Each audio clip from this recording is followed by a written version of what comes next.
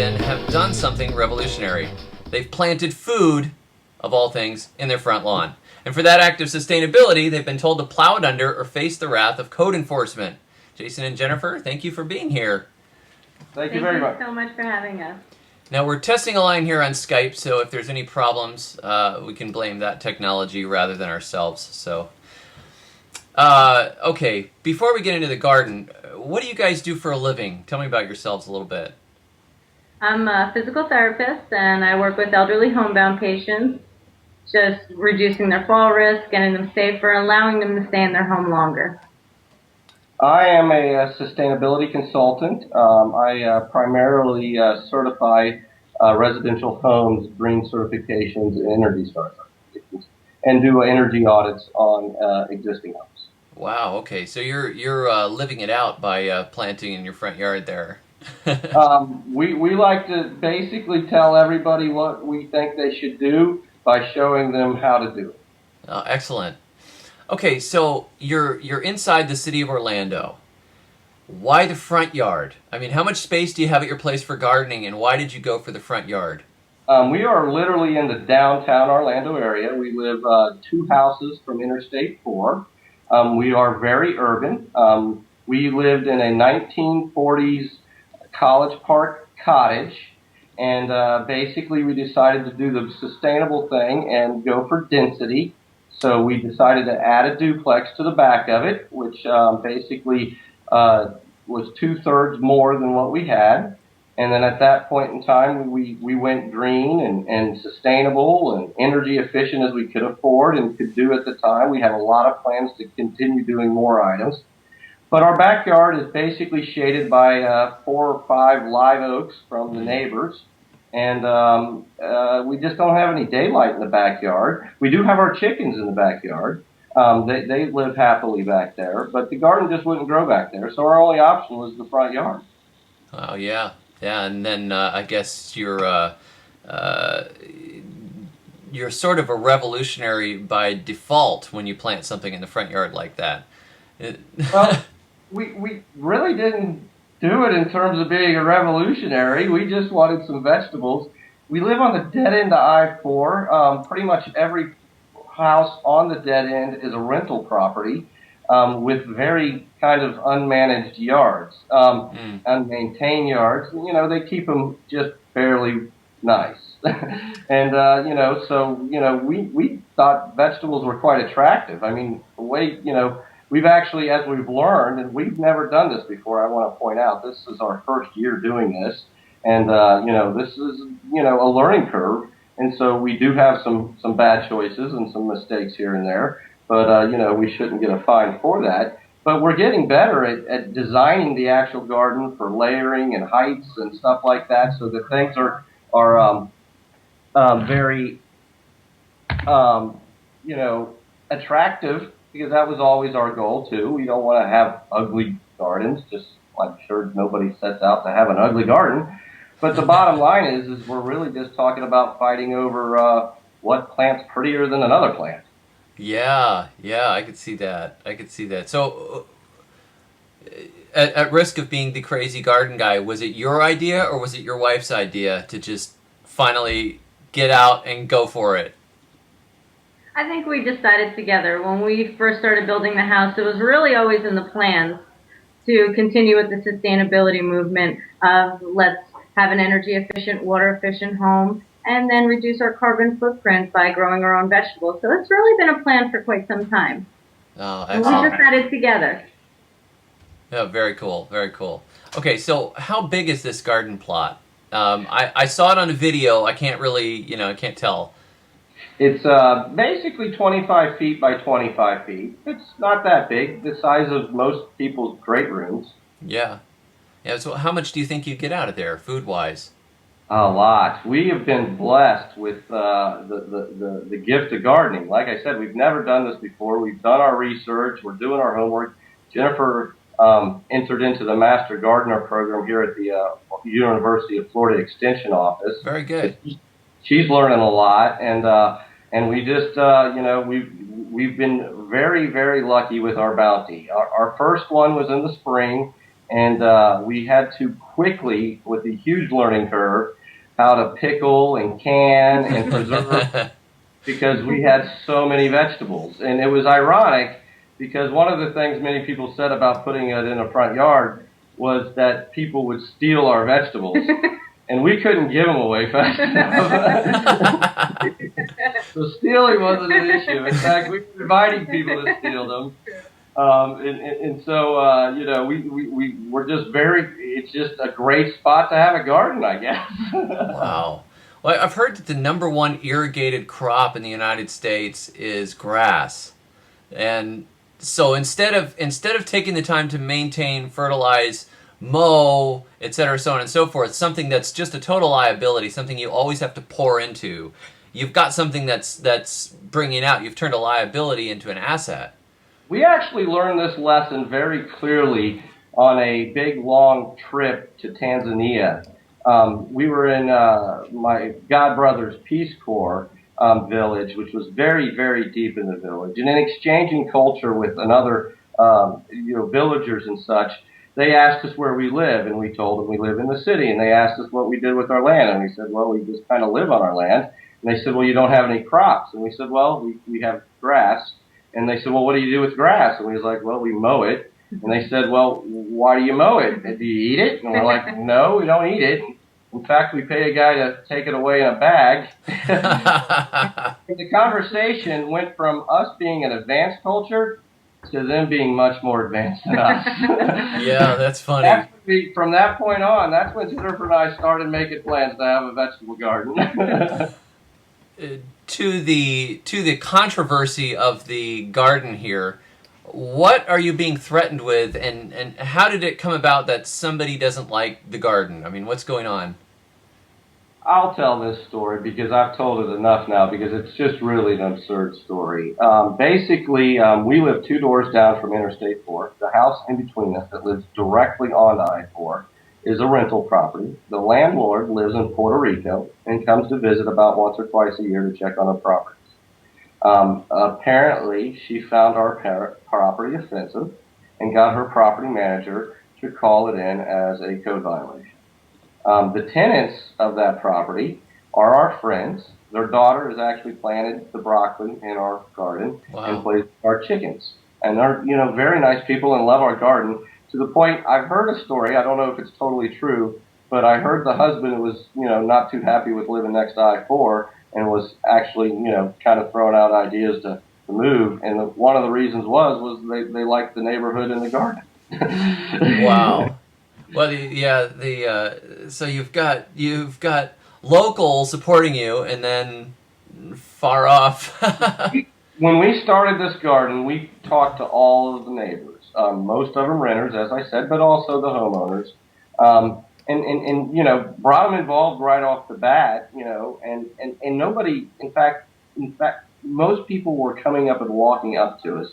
When we originally planned to do this, we had talked about putting up a white picket fence. And the white picket fence, basically, was more for the reasons that people warned us about rodents and raccoons. Mm-hmm. The white picket fence was also because of those people that warned us about stealing our vegetables. And then a few people mentioned, well, they might find it attractive. So we thought that would cover it up. So we had kind of planned on doing that from the get-go. But as we started the garden and just, hadn't gotten to that phase yet, so many people were walking up and engaging with the garden and us in the garden, and we were getting to know more neighbors than we ever got to know. We've gotten quite a few people that we inspired to grow gardens. We've actually started at what we call an urban eco-village from this, of which we share our knowledge and our books and our tools, and we're doing, barn-raising garden events, basically. I talked to the one other owner on the street. She's a retiree, and she's basically, initially given me permission to grow a garden in her front yard, which is also the only place she could grow it because of shade. And so we really, we thought, why put up a fence? Everybody loves this garden. It's brought us so much closer to our community. It's brought so many people more awareness and engagement about the garden. We've got little kids that come over and pick from the garden every time they visit their dad. I mean, it's just a wonderful thing that we've just been amazed with. And as I told you, I'm a consultant. For the last 3 years, I've been kind of beating my head against the wall trying to get people to go green. And it's been really a challenge. I plant this garden in my front yard, and I probably have reached more people with this one garden than I did in 3 years of beating my head up against the wall. Wow. Well, So also we went to all the neighbors on the street and asked them to pick a fall crop that didn't take a lot of space, and that we would plant it for them and encourage their kids to come over and actually plant in the soil. And so, in our last crop, the spring crop, the kids would plant the seeds, watch the seedlings come up, and like carrots, for example, they would pull the carrots out, not realizing carrot grew underground. And yeah. it's so amazing for them to participate in that, because I think it's so important for children to understand where our food comes from. And now with all the GMOs that we're being faced with, we really need to have the ability to grow our own clean, healthy food for adults and for children. Reduces health risks. Yeah, absolutely. I took a trip down to the Orlando Extension office as I joined some of the other master gardeners from Marion County up here, and I went down to tour the extension. And I was very impressed with the head of the extension was telling us, look, we want Orlando making its food locally as much as possible. When people grow their own food, he says, we are more sustainable. And he says, and we don't know what's going to happen in the future with the cost of fuel or shipping or anything else, and I thought, wow, these guys are pretty forward thinking, and but of course, one guy at the extension is not necessarily everybody in the world, and right. At this point, from what I gather, you were told take the garden out, or what? Basically, it didn't happen as it normally would. Normally with some kind of a yard violation as this, you get the red tag in the front yard. It's usually a big red, 11 by 17 card with what your actions are and your deadlines are. We did not receive that. We received a letter in the mail, and then it said what those violations are and such. It basically said that we did not have adequate ground cover. We needed to basically,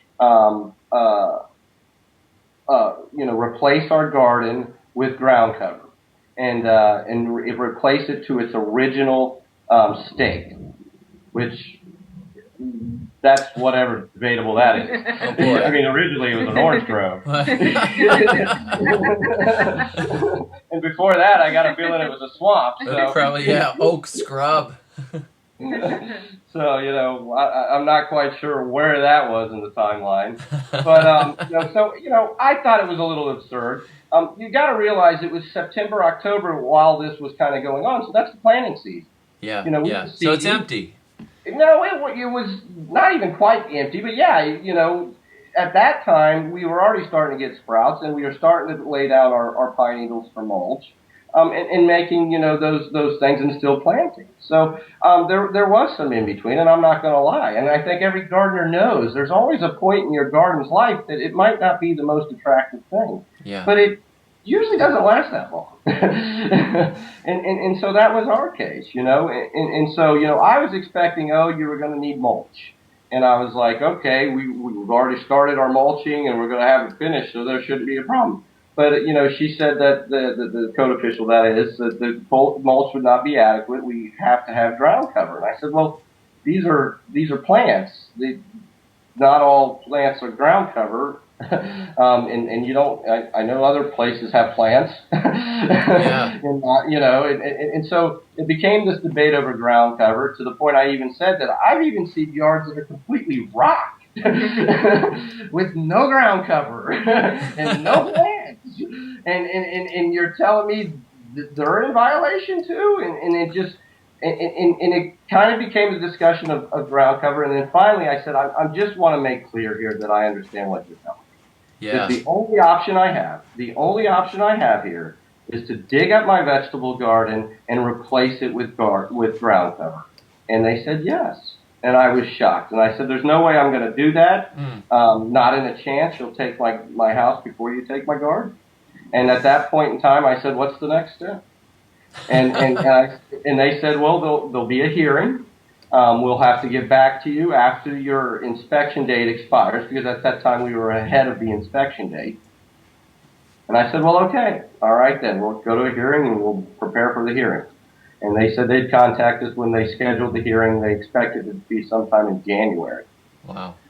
And so at that point in time, I, went to my master garden here next to me, and I was like, what's with the ground cover? and she was like, well, she went back to the extension office, and they're like, no, there are annuals and perennials, and you're allowed to have annuals and perennials. They're not necessarily on the designated list, but they're not on the do not list either.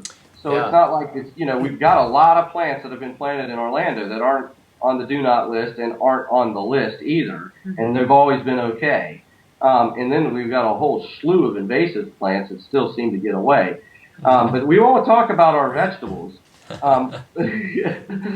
But so basically it just, got a little out of control, at which time the code official decided this was no longer his ball of, cherries. He doesn't write code, he just enforces it, and he's going to turn it over to planning. And then it got turned over to planning, and then planning basically has been juggling it around.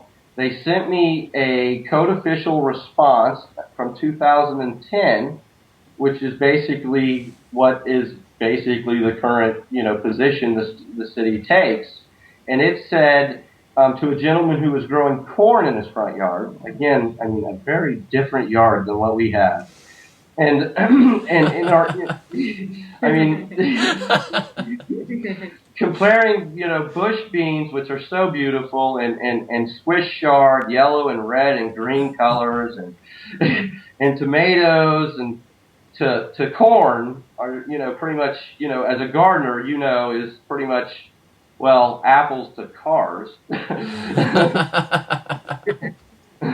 And so, the final ruling was he was allowed to have 10% of his property dedicated to a vegetable garden, and it had to be in the rear yard only, no front yard. Oh, boy. So that means a topsy-turvy hung on your front porch in the city of Orlando is illegal. Wow. Because it's an edible food in the front yard. Well, I wrote the mayor, so I have to say I'm somewhat partisan on your behalf, or maybe very partisan. So let's just get that out in the open. I'm a hardcore gardener, and I'm a big fan of private property rights, because I think that's where all of their freedom comes from. If somebody can manage their own land, that's where your food comes from. That's where your family lives, etc., so on and so forth. So I wrote the mayor, and I actually received a response from the mayor this morning. And this is what he said. Dear Mr. Goodman, thank you for reaching out to us on the topic of residential gardening. The City of Orlando is committed to environmental responsibility and encourages the use of vegetable gardens as a sustainable source of producing food. While media reports may have inaccurately led you to believe the city has an ordinance against vegetable gardens, nothing could be further from the truth. The city is working with the property owner to address a concern shared by a neighbor regarding lack of ground cover. This code helps the city maintain standard levels that help keep property values up for residents and creates an inviting atmosphere for neighbors.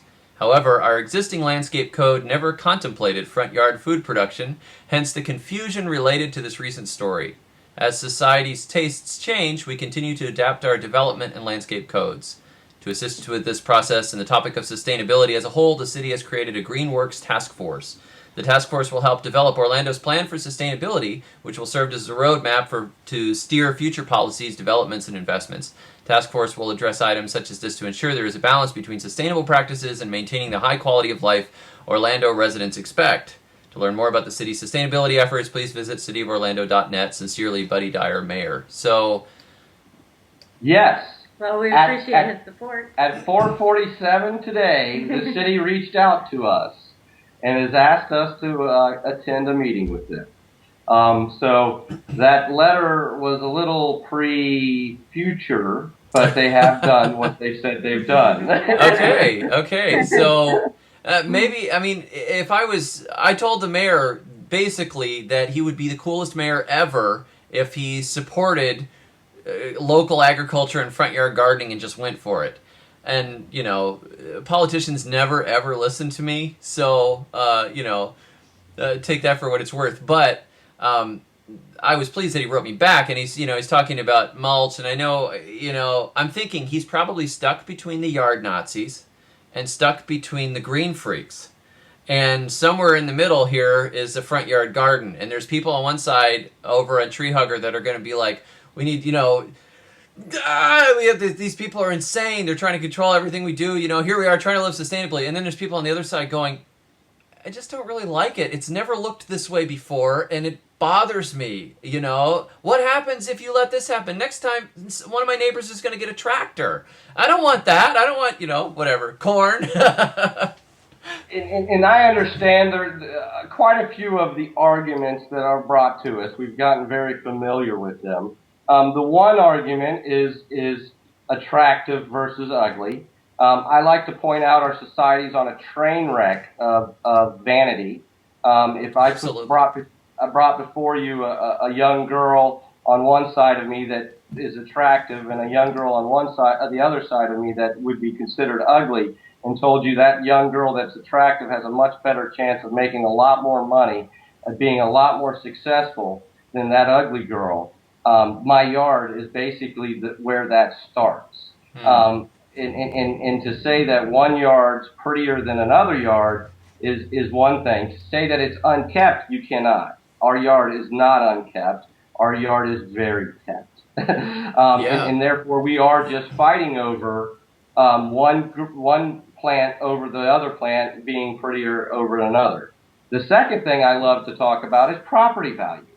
Property value. Well, one, as you can know from us, we are 2 doors down from I-4. So property value in direct respect to our property is a joke, because the only thing that dictates property value for us is I-4, period. I mean, my vegetable garden is not going to lower anybody's property values 2 doors down from I-4. Yes. Anytime, anywhere. So that's just absurd. Secondly, on property value, I am sick of this. I can't believe that the country still hasn't learned their lesson. Our entire economy just collapsed to the worst it's ever collapsed based on valuing things on people's opinion. The opinion of something obviously carries no value. Value is my tomato that I cut up in front of me on my table that brings value from weights and measures and arithmetic, and not somebody's opinion. And if you want to then base everybody's values on opinion, then don't be surprised when it all falls apart like a deck of cards, because that's what it is, a deck of cards. My tomato is a real live tomato that has value, because you know why? Humans need fuel, period. That's awesome. Absolutely. I'm totally with you. And, we were just talking about plummeting property values and vegetable gardens in the front yard, so go for it. Well, I just wanted to point out again, as we were just shortly interrupted by another neighbor, is we just can't thank the person who complained against us from, that doesn't even live in our community, because it's brought our community so much closer together. It is really just, I couldn't imagine, if I had billions of dollars of campaign money, I could not have accomplished what we have done in such a short period of time in terms of bringing our community together and bringing awareness and engagement towards the vegetable gardens. So it looks like it looks like a horrible thing, what's happened. They're it's this tearing the ground out, But so you're thinking, if this garden gets even if this garden gets sacrificed, this experience of being thrown under the machine is worthwhile because of how many people are hearing about it now. Well, it's actually a much bigger than that. We stood out in our poll line on voting day with our petition. And got to know our neighbors that day. And we had over 200 people sign our petition just in that poll line in about 6 hours of time. Excellent. And when we got that, we got to know them. And that was the community we were talking about. It really was. But what we also realized is how much bigger this is than about our little garden. No homeowner should ever have to go through this. No homeowner should even have to even think about ever going about through this, because what we realized is this is our constitutional rights. This is our religious rights. This is a much bigger thing than just our little vegetable garden and our right to put it in the front yard.